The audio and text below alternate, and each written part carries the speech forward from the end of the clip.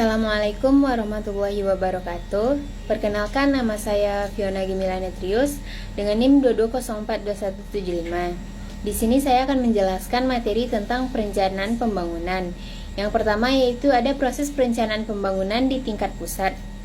Proses perencanaan pembangunan di tingkat pusat melibatkan penyusunan rencana pembangunan jangka panjang, jangka menengah, dan tahunan yang dilaksanakan oleh unsur penyelenggara negara dan masyarakat di tingkat pusat. Sistem penyelenggaraan pembangunan nasional bertujuan untuk mendukung koordinasi antar pelaku pembangunan, menjamin terciptanya integrasi, sinkronisasi, dan sinergi baik antar daerah, antar ruang, antar waktu, antar fungsi pemerintah maupun antar pusat dan daerah, serta mengoptimalkan partisipasi masyarakat. Proses perencanaan tersebut melibatkan tahapan penyusunan rencana, penetapan rencana, pengendalian pelaksanaan rencana, dan evaluasi pelaksana rencana. Yang pertama yaitu ada penetapan visi dan kebijakan pusat. Tahap awal dimulai dengan penetapan visi, misi, dan kebijakan pembangunan nasional oleh pemerintah pusat. Yang kedua yaitu ada penyusunan rencana pembangunan nasional. Pemerintah pusat akan menyusun rencana pembangunan nasional yang merinci strategi program dan kegiatan yang diperlukan untuk mencapai tujuan pembangunan jangka panjang. Yang ketiga yaitu ada koordinasi antar departemen dan lembaga pusat. Proses koordinasi antar departemen dan lembaga pemerintah pusat sangat penting untuk memastikan keselarasan dan sinergi dalam pelaksanaan rencana pembangunan nasional. Yang keempat yaitu ada penetapan anggaran dan sumber daya. Penetapan anggaran untuk program-program pembangunan nasional menjadi bagian penting dalam proses ini. Yang kelima yaitu ada pelaksanaan evaluasi dan pengawasan. Rencana pembangunan nasional dilaksanakan sesuai dengan tahapan dan program yang telah ditetapkan. Selanjutnya yaitu ada perencanaan pembangunan di tingkat daerah. Melibatkan penyusunan rencana pembangunan jangka panjang, jangka menengah, dan tahunan yang dilaksanakan oleh unsur penyelenggara negara dan masyarakat di tingkat daerah. Sistem perencanaan pembangunan daerah merupakan bagian dari sistem perencanaan pembangunan nasional dan bertujuan untuk mendukung koordinasi antar pelaku pembangunan, menjamin terciptanya integrasi, sinkronisasi, dan sinergi baik antar daerah, antar ruang, antar waktu, antar fungsi pemerintah maupun antar pusat dan daerah, serta mengoptimalkan partisipasi masyarakat.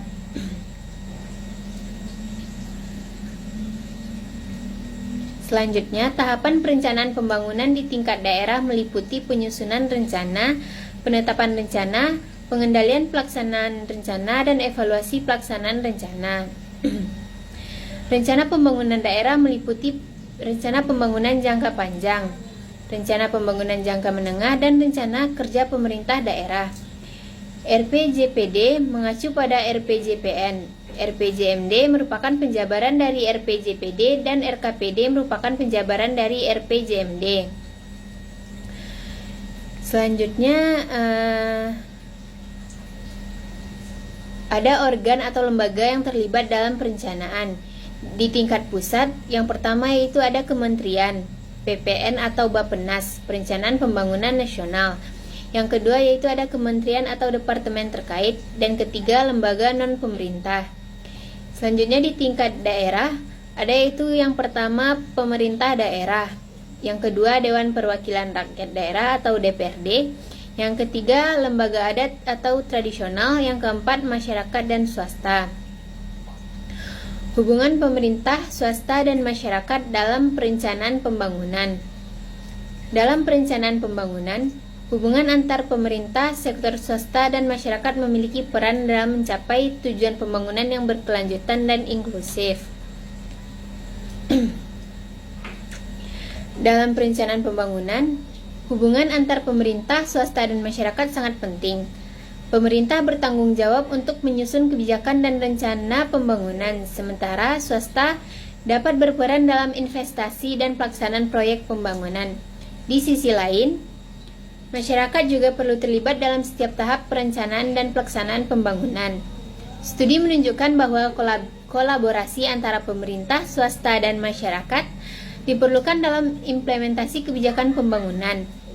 Partisipasi masyarakat mutlak diperlukan untuk memastikan pembangunan berbasis pada kepentingan dan kesejahteraan rakyat. Selain itu, sinergi dan kolaborasi antar pemerintah, swasta, dan masyarakat harus dimulai sejak tahap perencanaan pembangunan untuk mencapai keberhasilan pembangunan.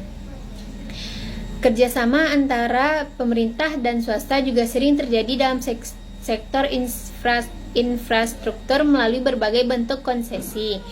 Swasta dapat berperan dalam pendanaan, pengelolaan, dan pemeliharaan infrastruktur, sementara pemerintah memberikan dukungan dan menciptakan kondisi yang kondusif bagi investasi swasta. Dengan demikian, hubungan antara pemerintah, swasta, dan masyarakat dalam perencanaan pembangunan merupakan faktor kunci dalam keberhasilan pembangunan.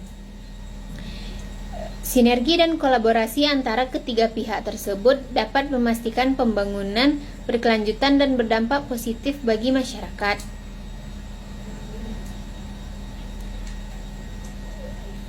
Bagi pemerintah, yang pertama itu merupakan perumus kebijakan. Pemerintah memiliki peran utama dalam merumuskan kebijakan pembangunan, menetapkan tujuan pembangunan jangka panjang, serta menyusun rencana dan program pembangunan.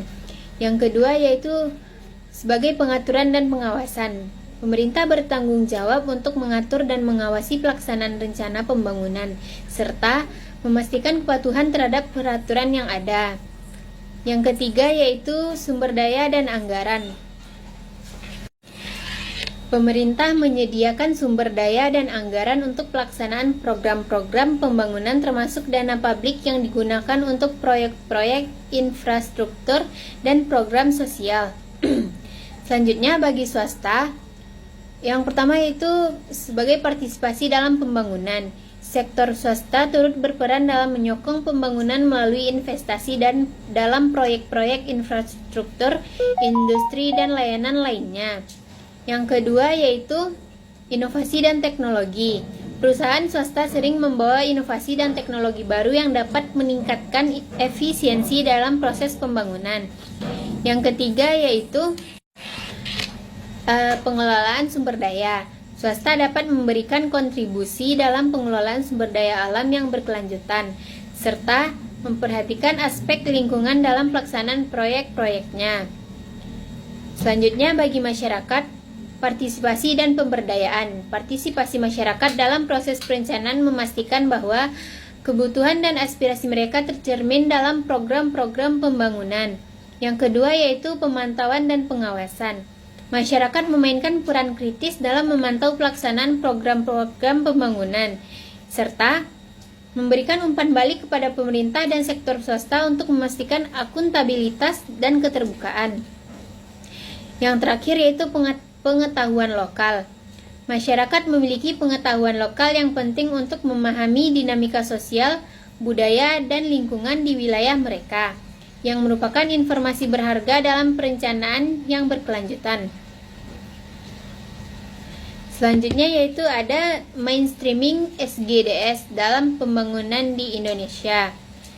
Mainstreaming Sustainable Development Goals dalam pembangunan Indonesia melibatkan mengintegrasikan tujuan dan target SGDS ke dalam rencana pembangunan, kebijakan, dan program pemerintah, serta melibatkan berbagai pemangku kepentingan masyarakat.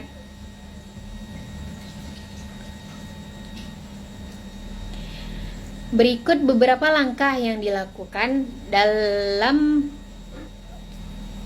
Indonesia untuk memainstreaming SGDS. Mengadopsi SGDS, Indonesia bertujuan untuk memperlancar rencana pembangunan negara sejak tahun terakhir.